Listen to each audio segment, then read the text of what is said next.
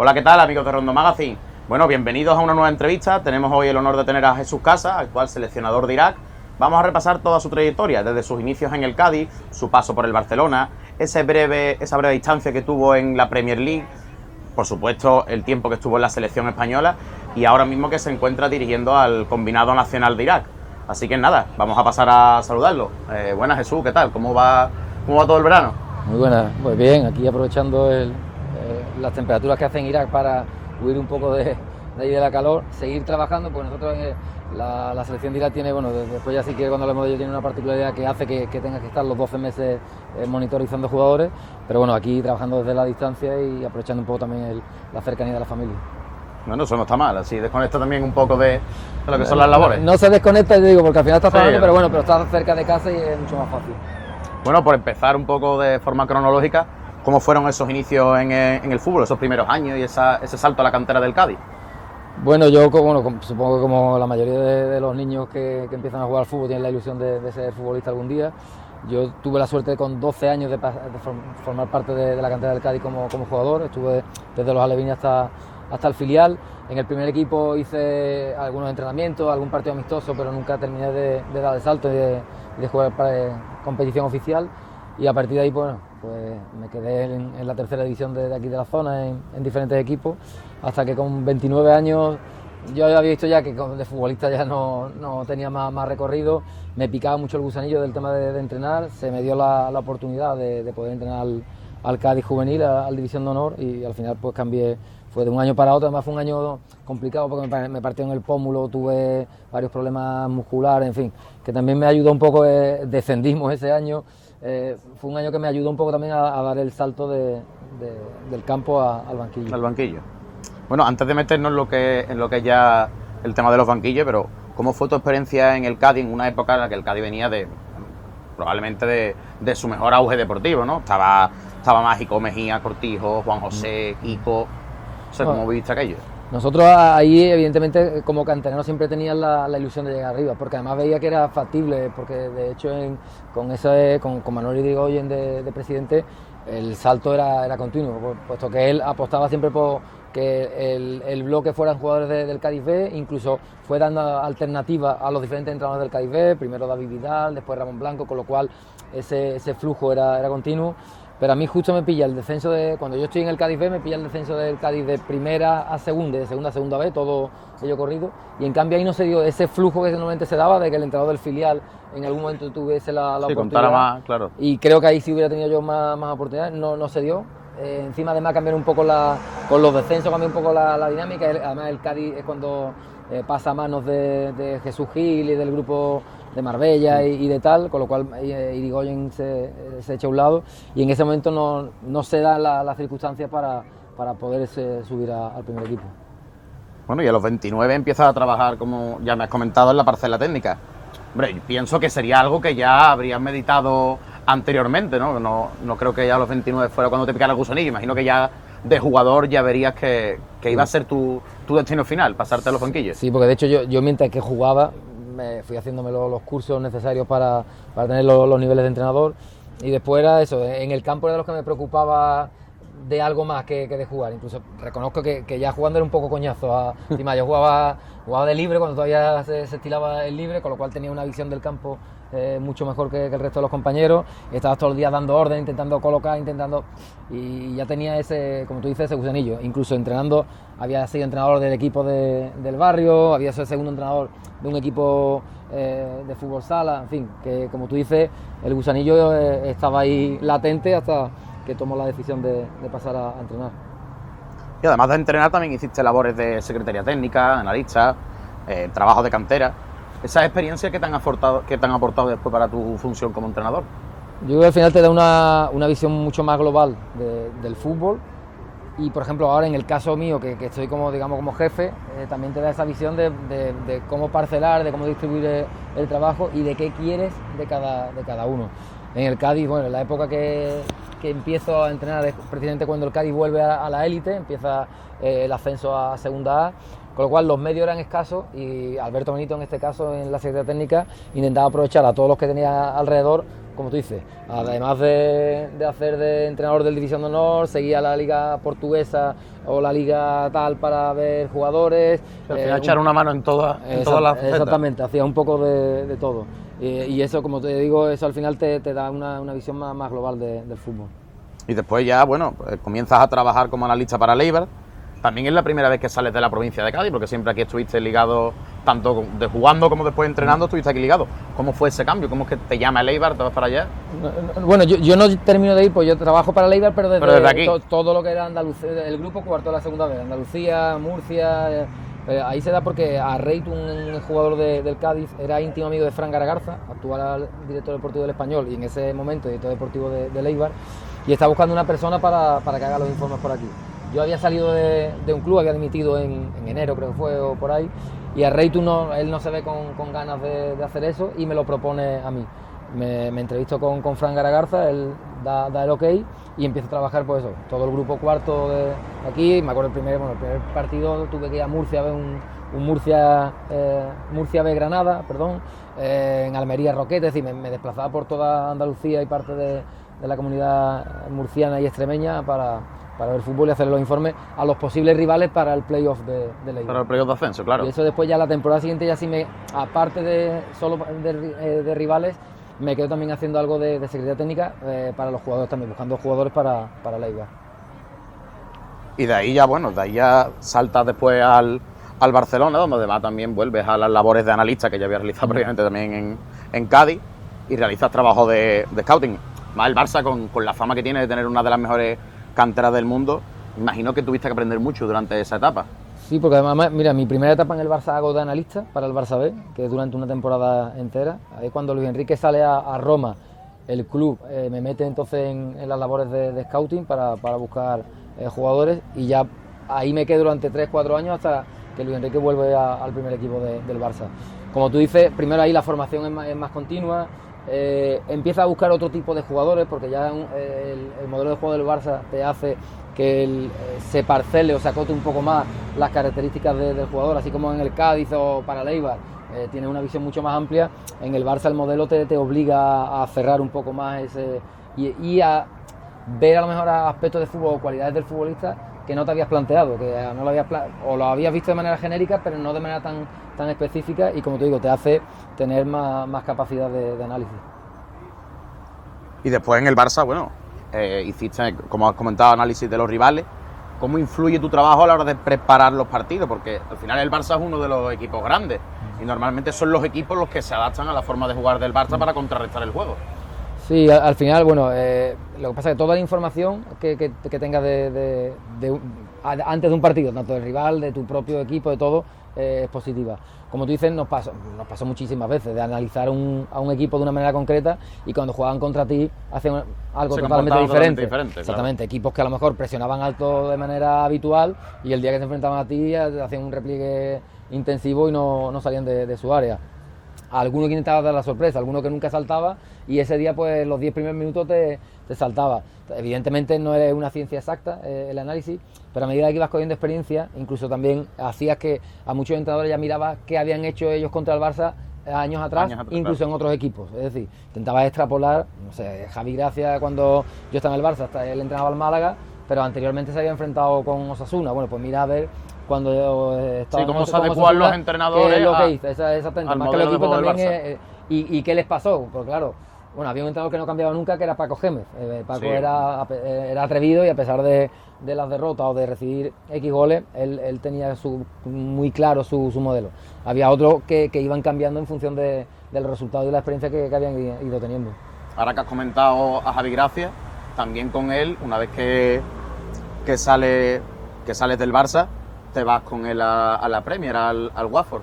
¿Qué experiencia te llevas de ese, un breve periplo por la Premier, pero...? Sí. Me quedé con ganas de más, la verdad que Javi cuando llegó aquí al Cádiz ya quiso tenerme de asistente en el primer equipo del Cádiz, pero pues el director deportivo de aquella época, por algunas razones que no me al caso, se opuso y tal. Entonces cuando se dio la oportunidad pues nos fuimos para allá.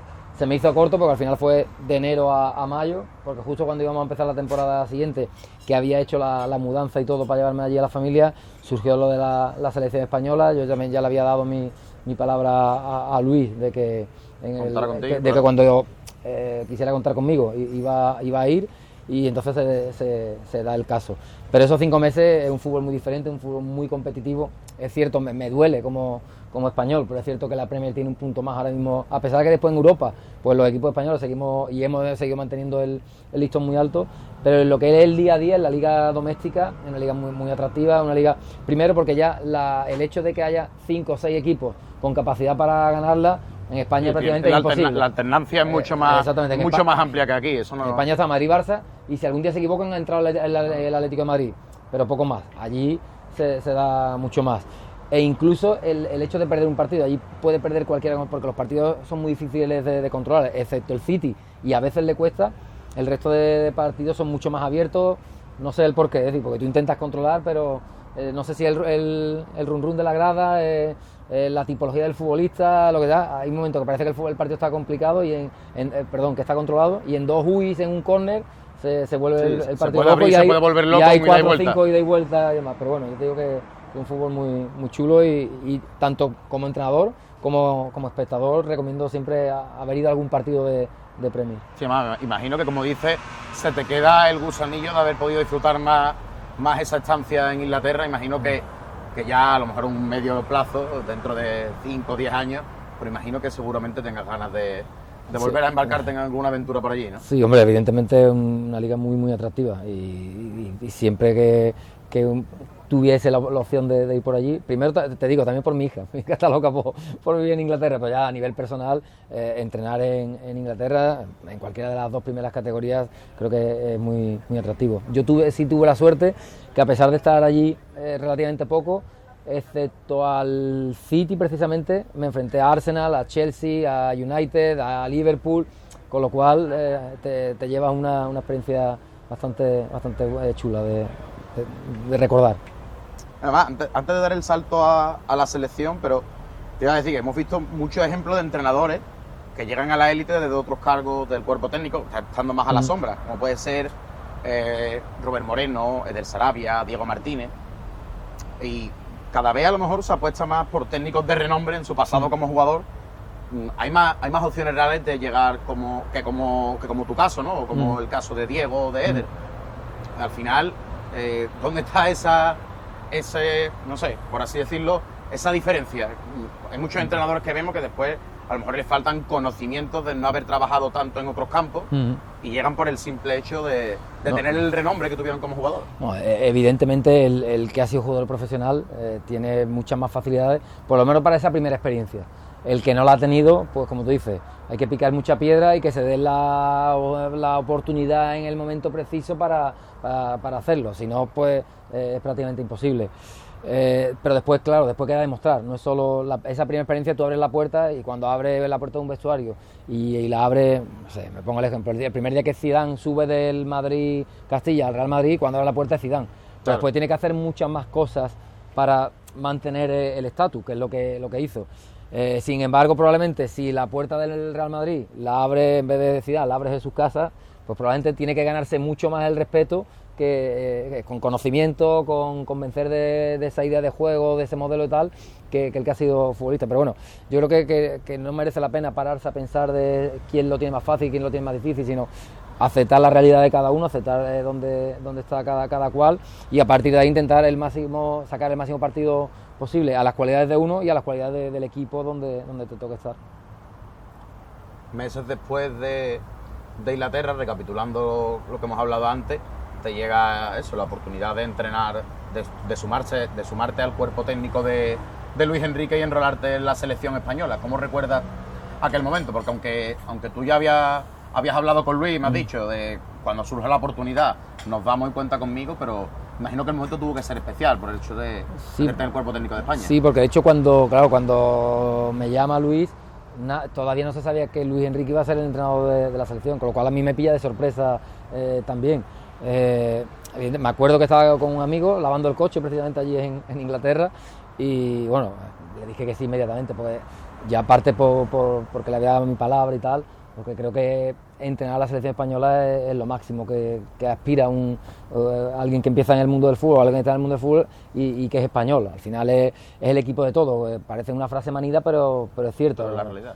Tú puedes tener el equipo de tu corazón, te puede tal, pero al final la selección, cuando juega la selección, todo, entiendo que casi todo el mundo es de la selección.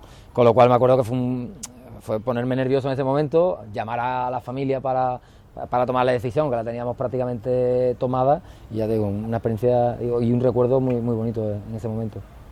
La relación con el staff y con lo que es la federación, ¿cómo fue durante aquellos años que tú estuviste allí? Muy buena, en todo momento, digo, primero porque desde que llegamos, sí puedo hablar en nombre de lo que es todo lo que es el ente federativo, desde el personal de limpieza, pasando por los camareros del restaurante o los empleados del hotel donde nos quedábamos al principio, cargos federativos, las personas que están cerca del cuerpo técnico tanto Silvia Dosnerova, que era en ese momento la delegada, Antonio Limón, el responsable de viajes, Pablo Peña, en fin, Juanjo, todo lo que había, Molina, todo lo que formaba la federación, la verdad que se veía como una familia.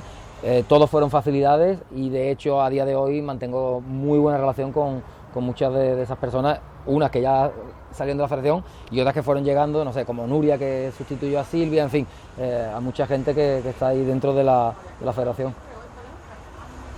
Te iba a preguntar, antes de meternos un poco más en lo que fue tu papel, pero ¿cuál es la comparación más o menos de metodología del trabajo entre Robert Moreno y Luis Enrique, habiendo vivido tú las dos etapas?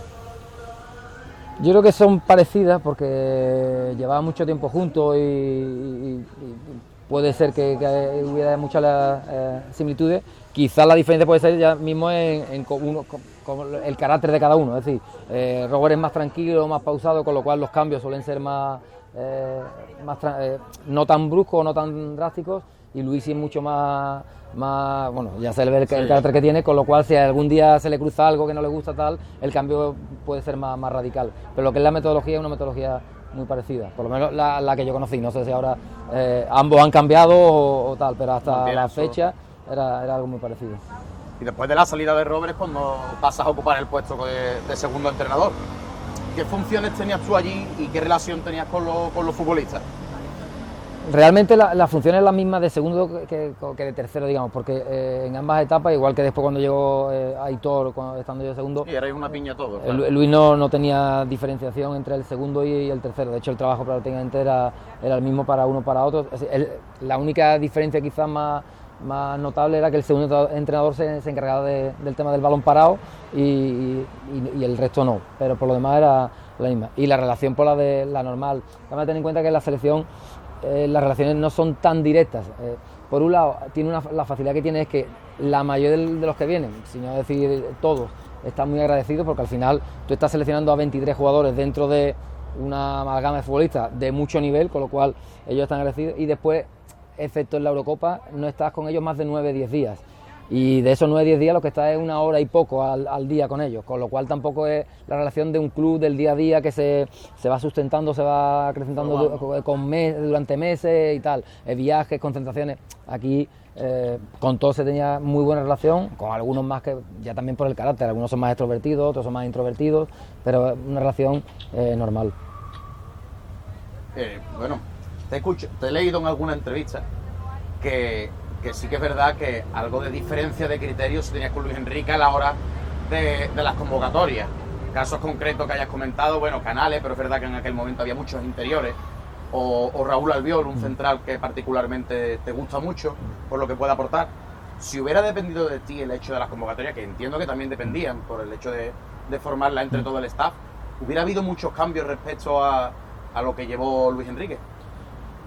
Hubiera habido cambios, pero yo digo, al final por matices. Yo siempre digo que la selección española, afortunadamente, y ahora le pasará a Luis de la Fuente, es que puede hacer dos convocatorias completamente competitivas, es decir, tú haces 23, yo hago otros 23 completamente diferentes y tenemos dos selecciones de alto nivel. Entonces, ¿hubiera habido diferencia? Pues sí. ¿Hubiera habido cambio de resultados? Pues sí, a lo mejor era peor. Es decir, a lo mejor con la convocatoria mía caes antes en el Mundial o no llegas a semifinales en Eurocopa o no te clasificas ni para el Mundial siquiera. Digo, al final son matices, son cuestión de percibir tanto cosas futbolísticas como cosas, a lo mejor no tanto futbolísticas, no sé, de gestión de vestuario, de carácter dentro del campo, llámalo X, pero sí hubiera habido diferencias. Pues probablemente, no sé, al principio eran menos cuando estábamos juntos, después quizás a lo mejor en la última convocatoria, pues sí, 5 o 6 jugadores, pero ya te digo, esos 5 o 6 jugadores, tú hubieras llevado otros 5 o 6 diferentes, claro.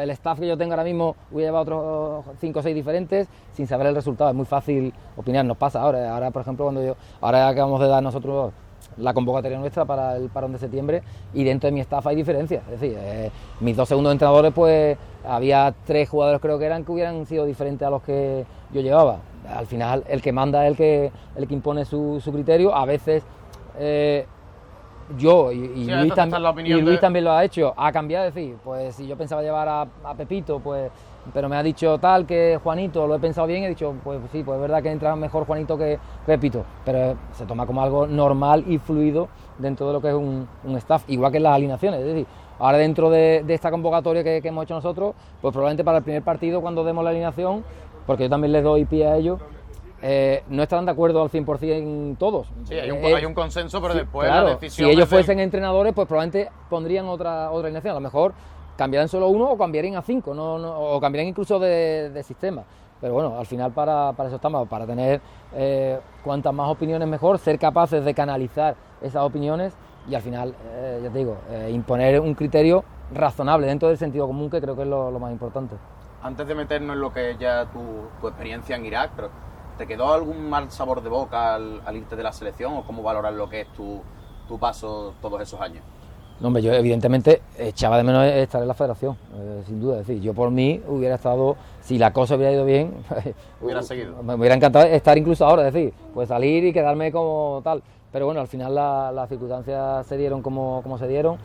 Yo, que hubiera actuado de otra manera, pues a lo mejor anteriormente, no en el momento en ese 20 y tanto de febrero, hubiera actuado anteriormente de otra manera, pues sí, yo no sé de lo que... No, yo no me arrepiento de nada. Pues sí, yo creo que hay que aprender de los errores. Evidentemente, las decisiones que tomé en su momento, las tomé en base a una circunstancia. Claro, si yo llegase a ver muchas cosas, probablemente la decisión hubiera sido otra. Pero yo digo, al final me queda el echar de menos esa nostalgia del ambiente que había dentro de la federación, ese día a día y el estar al final, como te digo, en la selección española.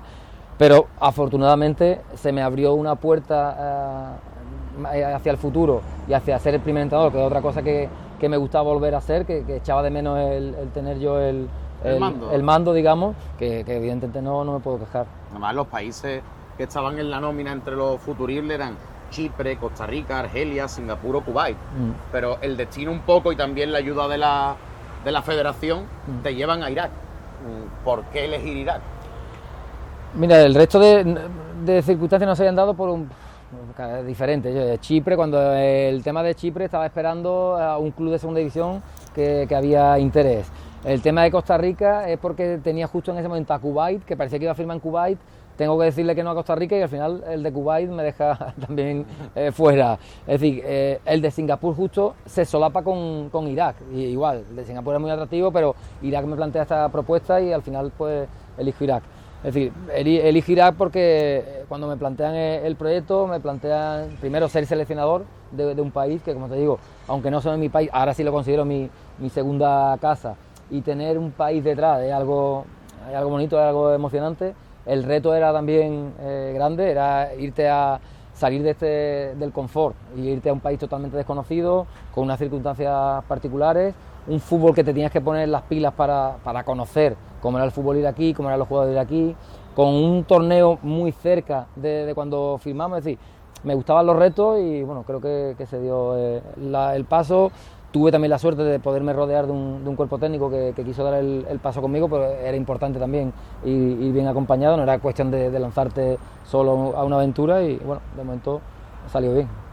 Además, te iba a preguntar eso, cómo es trabajar en Irak, porque vivir sí te he leído que estabas en un hotel en Bagdad con todo tu staff a la espera de un apartamento, no sé si al final se dará o no, pero al final estamos hablando de un país que estaba en plena reconstrucción después de la guerra civil y de los años pasados, que también fueron duros, y con pocas infraestructuras, por mucho que se esté reinventando. Es un país que, a ver, yo ya vivo, afortunadamente vivo ya en apartamento, ya no estamos en el hotel, porque tienen más libertad, pero como dice, un país con unas ganas enormes de reconstruirse, de limpiar la imagen de país en permanente conflicto.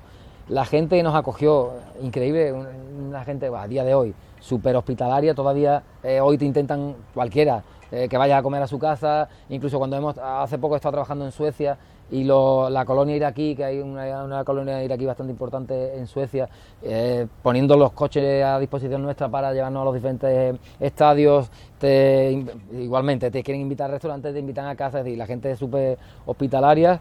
Y a nivel futbolístico y a nivel de infraestructura, evidentemente hay mucho que mejorar, pero ahí estamos, poco a poco intentando cambiar cosas. Nosotros una de las cosas que nos llena mucho es que los futbolistas reconocen ese cambio, es decir, tanto los que juegan en la Liga de aquí como los que están jugando en ligas europeas, ellos ven cómo ha cambiado la metodología, cómo ha cambiado la filosofía, cómo ha cambiado la organización de cada convocatoria, simplemente la organización de las convocatorias, pero te digo, nos falta mucho. Por ejemplo, nosotros, si lo comparo con la selección española, no somos una selección profesional, somos una selección amateur. Cuando tenemos que volar a un sitio, ahora tenemos un torneo, tenemos que coger dos aviones, en vez de fletar un charter, tenemos que coger 2 aviones, hasta 3 aviones, perdón, vamos a tener que coger para llegar a una ciudad allí en Tailandia, con lo cual te obliga también a las escalas y un viaje que a lo mejor ya es largo de por sí, que en avión serían 8 horas, lo vamos a convertir en 18 o 19 y que no tengan ningún problema en alguna escala. Los jugadores que vienen de Europa, igual, por ejemplo, es impensable. Nosotros los futbolistas que venían, para darles mejor descanso, y eran vuelos de 2-3 horas, venían en business. Nosotros van a hacer un vuelo de 8 o 9 horas y todavía se les compra clase turista.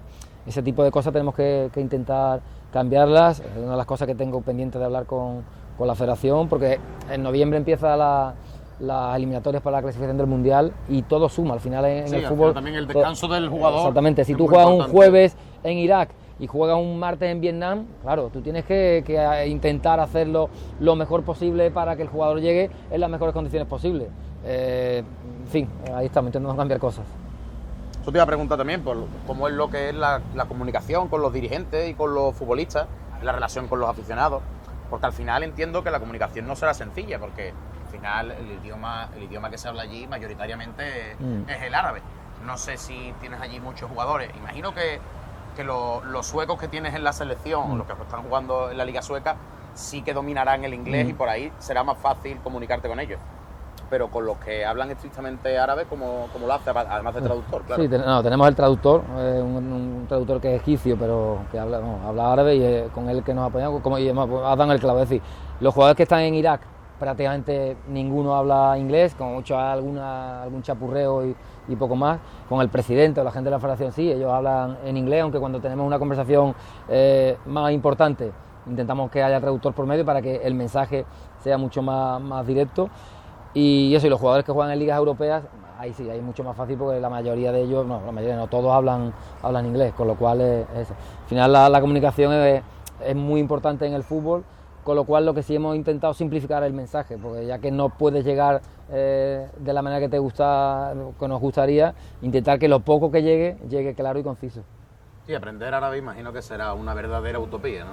Ahora mismo tenemos palabras sueltas relacionadas con el mundo futbolístico o con el día a día, gracias, agua. Sí, para dirigir a todos los jugadores desde el banquillo. Exactamente, para una orden directa, pero para lo demás, evidentemente, ahora mismo, porque yo todavía no domino el inglés, con lo que me estoy centrando en dominar el inglés al 100%, ya me manejo para eso, para poder comunicarme, pero quiero tener un dominio al 100%, con lo cual ahora el árabe prácticamente lo tengo ahí aparcado. Ojalá en el futuro esta experiencia dure mucho tiempo y al final acabe aprendiendo árabe también. Sí, además, ya que te preguntaba sobre todo por el choque cultural, imagino, también porque lo he leído, ¿no?, que una de las tareas más difíciles que tienes allí es jugadores con diversas corrientes del Islam. Tienes a chiitas, tienes a sunitas, a kurdos, los exiliados. Imagino que unirlos a todos, dentro de que ellos tienen mensajes diferentes e ideas diferentes, unirlos a todos dentro de que esto es una familia y aquí lo que importa es ganar, ganar y ganar, ¿no? Pero es difícil. Nosotros para ellos. Sí, cuando llegamos, el mensaje que nos llegó es eso, de que había mucha división, de que, sobre todo, más que entre los iraquíes, de las diferentes facciones de los iraquíes, cuando venían jugadores de fuera. Entonces, una de las cosas que dijimos es decir, nosotros tenemos un objetivo común como selección y como país, que es dar una alegría a todos los iraquíes.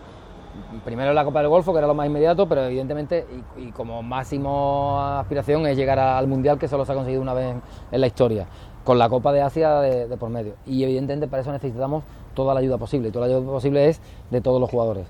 Le lanzamos el mensaje, ellos lo han cogido bien, porque además saben, y por experiencia ya lo han vivido, no por tema de sino por otro tema, que el que no suma o el que no está dispuesto, en ese caso, a asumir una suplencia o a asumir lo que sea, va a ir fuera, porque yo se lo decía, yo digo, mira, aquí no está Messi, con lo cual, si pudiéramos tener en algún momento algún tipo de consideración con un futbolista como Messi, sí. Aquí, por desgracia, como no está Messi, no vamos a tener ningún tipo de consideración, sois todos iguales, es decir, tenéis que dar todos lo mismo y tenéis que aportar lo mismo. Un día os tocará jugar, otro día no os tocará jugar, pero tenéis que sumar. El que no sume, sobra. Ya ha habido algún caso de algún jugador que no ha sumado y salió de la selección, fue justo llegar, y yo creo que eso también el mensaje caló, es decir, caló, y desde entonces, sí, ahora mismo el futbolista no es tonto. No sé si mañana tendré que tomar otra determinación o al final algún día la determinación seré yo fuera, pero a día de hoy, yo estoy muy contento con todos los jugadores que vienen, con todo el staff, con toda lo que rodea la federación, porque creo que el mensaje ese de estar unidos lo han leído. Conseguido más o menos ese paso de unir a todos, ya lo hemos hablado un poco antes, ¿no? Pero ¿qué es lo que te aportan los hijos de migrantes que están criados en Liga Europea? Porque al final están en ligas más potentes y cuando llega también pueden ayudar mucho a lo que es el futbolista iraquí, a un fútbol diferente, ¿no? Sí, sobre todo, a ver, en Irak hay mucho talento, muchísimo talento. De hecho, el talento no se ha perdido, pero sí se han quedado un poco atrás en cuanto a la metodología, a los hábitos de alimentación, a los hábitos de gimnasio. A día de hoy el futbolista de alto nivel, y sobre todo para jugar a nivel internacional, tienes que tener un punto físico alto, si no es imposible que puedas competir. Y ahí el fútbol iraquí sí se ha quedado un poco atrás. Está la España de los 80, principios de los 90, si acaso. No entiendo todavía el tema de ir al gimnasio prácticamente cada día, el tema del entrenamiento preventivo. Cuando hay una lesión, el futbolista pero me he lesionado, me voy a mi casa y estoy 5 días y a los 5 días vuelvo. Eso se pierde. Entonces, como tú dices, el futbolista que viene de Liga Europea, eso lo tiene mucho más, lo tiene, sí, lo tiene adquirido, es un hábito del día a día. Entonces es mucho más fácil transmitir el mensaje y que además con el espejo claro, que los otros vean qué es lo que queremos y qué es lo que necesitamos, más que lo que queremos, lo que necesitamos y lo que necesitan ellos. Pues ya al final les digo a ellos, es decir, porque en Irak sí se gana, en cuanto a nivel económico sí andan bien los jugadores, entonces digo, si tú eres capaz de mantener este nivel físico 2 años más, son 2 años más de contrato, por lo cual son 2 años más que tú vas a tener, aparte de ayudar a la selección y demás, es que en tu carrera futbolística también te va a ayudar porque al final vas a ganar más dinero. Claro. Y ahora que estabas hablando de lo que es la prevención de riesgo, he leído en informes de preparadores físicos que han estado años atrás allí en Irak, el tema de lo que comentabas, que el talento emergente en Irak no se ha perdido, pero sí que, además de lo que es la prevención de riesgo, está el tema de la deficiencia táctica. Eso en el poco tiempo que lleváis, ¿habéis podido solucionarlo o un poco adaptarlo y poder meterle en la cabeza al jugador aquello que queréis para hacer un equipo, bueno, un bloque mucho más sólido, sobre todo pensando ya en lo que puede ser clasificarse al Mundial, a 2026? Sí, ahí quizás lo que tú dices, dentro del talento, la cultura táctica está un poco dejada, sobre todo nosotros teníamos muy en cuenta la distancia entre los jugadores, el típico que tú ves un partido y se juega casi de área a área. Eso hemos conseguido con mucho trabajo de vídeo, sobre todo, porque al final, cuando tú vas a una selección, las últimas 2 concentraciones hemos tenido 7 días, ni 9 siquiera, con lo cual el trabajo de campo prácticamente no te da. Entonces el trabajo de vídeo es el que ha ido mejorando ese aspecto, digamos. Y lo hablábamos antes de comenzar a charlar, que yo desconozco un poco lo que son las comunicaciones en Irak, pero ¿cómo haces para poder viajar y ver los partidos de la liga local in situ para poder monitorizar jugadores? Que imagino que será lo difícil, porque no creo que haya la misma capacidad de tener a un jugador monitorizado que se puede tener aquí incluso en un cadete. Allí poder ver entrenamiento, incluso partido y tener vídeos para poder después, para poder dar una lista después a la hora de elegir, imagino que no debe ser fácil. A ver, los vídeos, por ejemplo, hemos tenido que pelear mucho y con la ayuda de los medios de comunicación iraquíes nos dan los partidos, con lo cual no tienes el análisis que te puede dar plataformas como White Scout y demás, pero ya tienes el partido para tú poder hacer el análisis. Y después en Bagdad hay muchos equipos, entonces al final apenas nos hemos tenido que desplazar porque claro, la liga son 20 equipos, pero es que en Bagdad no sé si eran 7, 8, exactamente no sé el número, claro, todos van pasando por allí, entonces si no lo ves una semana lo vas a ver la siguiente. Aparte ahí en ese tema de monitorización somos 5 personas las que estamos, porque estamos incluso el entrenador portero participa dentro de esa monitorización, con lo cual vemos muchos partidos, muchísimos, es decir, la última convocatoria o la anterior, creo que fue la de junio, no sé si entre todos habíamos visto 300 y pico de partidos, claro, algunos repetidos, es decir, alguna vez habíamos visto el mismo partido, pero se metía en 300 y pico de partidos la suma de todos ellos, con lo cual yo creo que tenemos un conocimiento bastante amplio ahora mismo de lo que es la liga iraquí. Eso te iba a preguntar, que cómo es la liga iraquí, las características, el nivel de profesionalización que tiene. Ahora, para haber metido también hace años al Erbil, que llegó lejos en la Copa Asia, si no me equivoco, imagino que bueno, que el nivel está ascendiendo. Ahora sobre todo, ahora ha habido una cosa muy importante, porque el presidente de la federación tiene muchísimas ganas de que el fútbol iraquí emerja de nuevo. Él fue el que vino presidente a la Federación Española buscando un técnico español y ahora tiene firmado también un acuerdo con la Liga Española, y que es la que le va a organizar la Liga Profesional de Irak, con lo cual sí es cierto que el año pasado todavía nosotros notábamos deficiencias, más allá del tema futbolístico a la hora de incluso de organización, y el presidente ha dado un paso importante con la firma de este convenio para que la Liga se encargue de la organización de la misma, y yo creo que se va a dar. Evidentemente es un trabajo, hay que tener paciencia, esto no es magia, no es llevas con la varita y cambias una liga de un año para otro, pero estoy seguro que la firma de este convenio va a dar su fruto a medio plazo. Y siguiendo lo que es el hilo del jugador iraquí, es verdad que las diferencias entre Europa y Asia existen y no se pueden obviar, ¿no? Pero no sé, sobre todo por todo el trabajo de campo que habéis hecho, ¿has visto algún jugador iraquí o algunos que tú crees que pueda dar el salto a un equipo de primeras ligas europeas? Sí, te digo que sí. De hecho, bueno, ya ha habido alguno que ha estado, por ejemplo, Ali Andan estuvo en la liga italiana y demás, pero hay un problema, y es que primero ellos ganan allí bastante dinero en comparación con lo que se paga en Europa. Y claro, y para un club europeo es arriesgado también traer un futbolista de esto con las cantidades que están ganando allí. Entonces, el problema es que yo creo que hay nivel. De hecho, hace poco estuvo en el mercado invernal estuvo un futbolista cerca de firmar en un club de segunda división aquí en España, pero al final surgieron las dudas, primero por el tema de transfer, segundo la adaptación también, porque culturalmente es muy diferente. Y tercero, lo que te digo, claro, es que la cantidad económica que mueven los futbolistas al final vienen rebajándose allí, casi. Claro, tendrían que rebajarse mucho. De hecho, para lo que el nivel de los equipos que lo quieren aquí.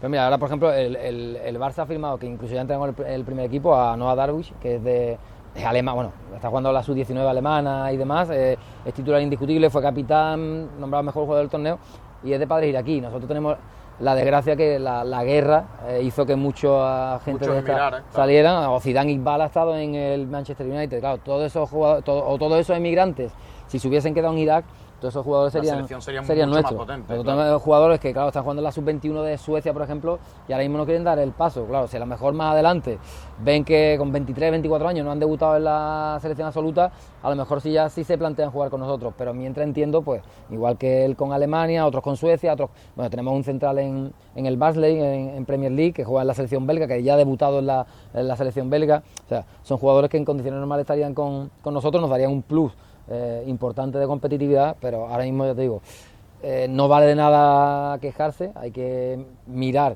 lo que tenemos muy buenos jugadores, trabajar con ellos e intentar conseguir los objetivos. A nivel deportivo, el primer éxito llegó el 19 de enero con la consecución de la Copa del Golfo, venciendo en la final 3-2 a Oman, una final que se venció en los últimos instantes. ¿Cómo recuerdas el torneo y lo que fue la final?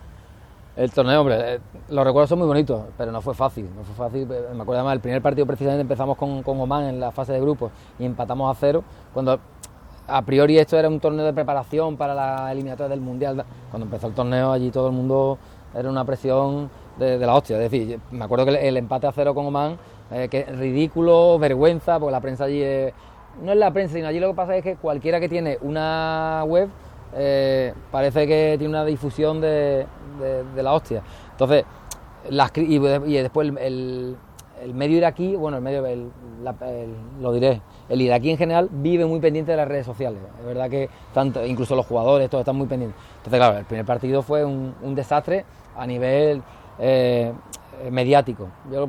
como no entiendo el árabe, aparte tampoco me interesa mucho, lo obvié. Sí hice que empezaron a darle mucha carga a los jugadores y ahí sí me enfrenté a la prensa por ello, porque creo que no se lo merecían. Eso el jugador también lo captó, yo creo que lo valoró en su día.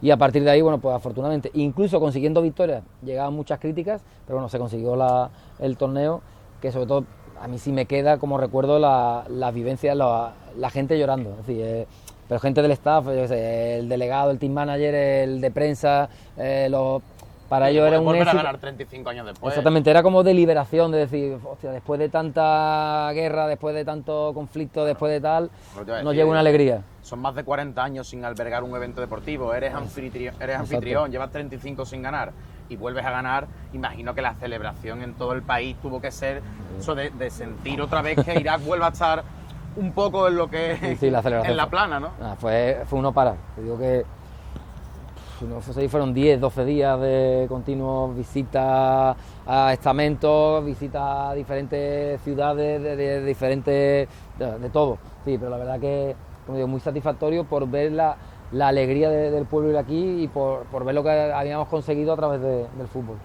Sí, imagino, hombre, por supuesto a nivel deportivo ahora las miras están puestas en iniciar las eliminatorias para el Mundial de 2026. Curiosamente un Mundial que vuelve a disputarse en Norteamérica, el único que fue Irak en el 86. Pero en el plano personal, ¿qué es lo que te gustaría conseguir con Irak? ¿Cuáles son tus objetivos?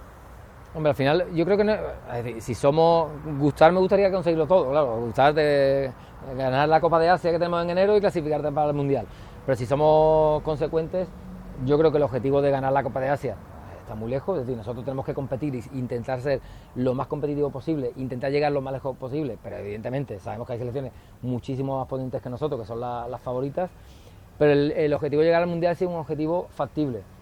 Para nada sencillo. Claro, se abren, son más plazas. Exactamente, para nada sencillo, vamos a tener que pelear mucho, vamos a tener muchos rivales que nos van a apretar, pero bueno, yo creo que igual si hemos conseguido la Copa del Golfo y han tenido esta alegría en el país, no me quiero ni imaginar si somos capaces de clasificarnos para el Mundial. Ya saliendo un poco de lo que es Irak, sin llegar a salir, ¿de qué manera se está viviendo en Irak todo lo que es esta revolución futbolística que están viviendo los países árabes y cercanos, como puede ser Qatar o como puede ser Arabia Saudí? ¿Cuál es la percepción que se tiene allí?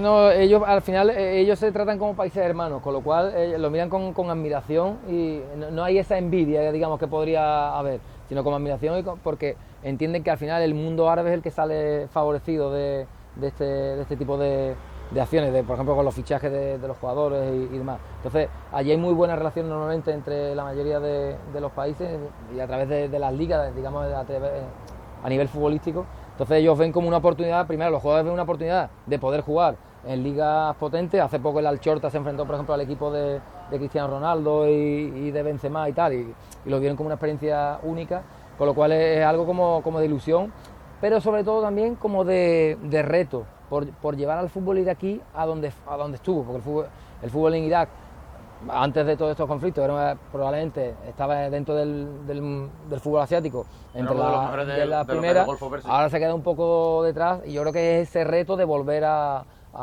estar un poco en el lugar que ellos creen que se merece. Sí, porque al final que la irrupción de Arabia en el fútbol de élite yo creo que ha llegado para quedarse. Ya, muy difícil ya con los últimos traspasos que se han hecho.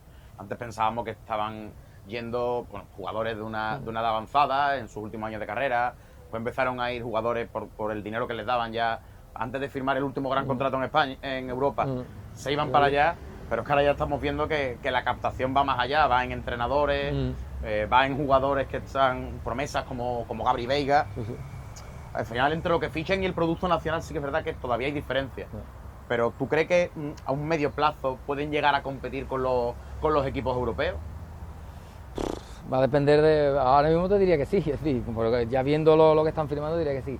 Lo que no sé si se van a mantener en el tiempo o van a hacer un poco como Qatar. Sí, porque, sí, o como le pasó a China en su momento. Exacto, ¿no? Qatar yo creo que ellos tenían el objetivo del Mundial y parece que una vez que han conseguido el Mundial como que se han relajado un poco en ese punto. Entonces no sé si lo de Arabia va a ser parecido, es decir, si va a ser capaz de mantener ese estatus a largo plazo o una vez que consiga, que es otro de sus objetivos, celebrar un mundial rebajará un poco las pretensiones. Pero es cierto, como tú dices, que antes, si lo comparas con China o con Qatar, la irrupción de Arabia ha sido mucho más fuerte y con mucho más efecto que otras dos ligas. De hecho, como tú dices, a nivel de entrenadores solo, a nivel de jugadores, lo de Gabri Veiga último, y si ya ha abierto esa puerta, probablemente muchos más lo sigan detrás. Y más aún con la crisis que hay, excepto el Premier, la crisis que hay económica en el fútbol europeo. Ya para terminar, más o menos, ¿cuáles son las perspectivas, hablando de nuevo de la selección española, las perspectivas que tú le ves de cara a la Eurocopa y al Mundial? Al final en España aquí parece que hay una obligación como que hay que ganar siempre, ¿no? Pero la perspectiva que tú le ves a la selección, ¿por dónde crees que puede ir? Vamos. Mira, yo creo que por capacidad, tiene capacidad para, probablemente, tanto en Eurocopa como Mundial, esté siempre ahí entre las nominadas al título. Pero después, como dices, no es una obligación, porque además no es fácil. Ganar, solo gana uno el Mundial y solo gana uno la Eurocopa. Y tú no estás compitiendo contra equipos que son inferiores a ti, sino son como mínimo igual que tú. Incluso algunos pueden estar un escalón por encima. Ahora, por capacidad, por jugadores, por talento, por todo, evidentemente van a tener posibilidades de ganar, tanto Eurocopa como Mundial, como cualquier otro gran reto que se plantee. Pero creo que tenemos que ser más consecuentes en eso, en aceptar la derrota, en aceptar que no se puede ganar siempre, que de hecho en todos los años con la mejor generación de todos los tiempos que tuvimos, conseguimos 2 Eurocopas y Mundial, pero después no es fácil conseguir sí, no es fácil mantenerlo, claro. Exacto, y más con ese cambio generacional que hubo y demás. Y que sigue estando el cambio. Y que en torneos cortos al final, y Vicente del Bosque lo ha dicho, en torneos cortos una jugada, es decir, la punterita de Casillas te da un Mundial, si no le das con la punterita, pues probablemente no gana el Mundial. Y hubiéramos hablado de fracaso, entonces digo que en una liga suele ganar el más regular, o siempre gana el más regular, pero en torneos de estos cortos, en un solo detalle, una expulsión, un gol, te quedas fuera y no puedes hacer más. Pues nada, hasta aquí, Jesús. Es un placer haberte tenido en Rondo y nada, bueno, pues encantado de haber compartido un rato contigo y de haber descubierto y haber hecho descubrir a la gente lo que es el fútbol iraquí y todo lo que ha sido tu carrera. Muchísimas gracias. Gracias a vosotros y un placer. Muchas gracias.